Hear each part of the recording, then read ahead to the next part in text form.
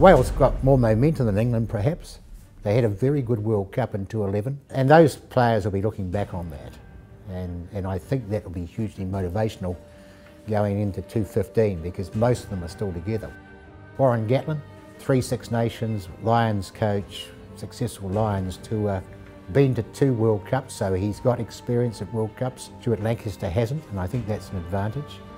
The team looks strong, doesn't it? Looks strong on paper. George North, with Julian Savea, probably the best 2 wingers in the world. Julian Savea, the All Black. And the centres, Jonathan Davis, Jamie Roberts.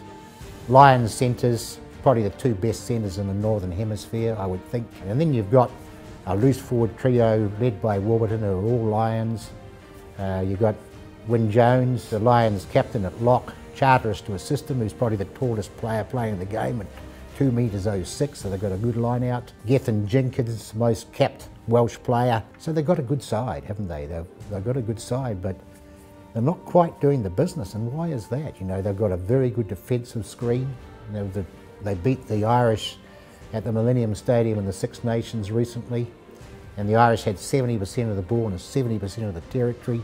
The Welsh made it numerous tackles, hundreds of tackles. Yeah, I think probably the biggest weakness is the scrum, and I can remember watching the England-Welsh game at the Millennium Stadium to start the Six Nations, and England turned Wales over, and mainly because of scrum dominance.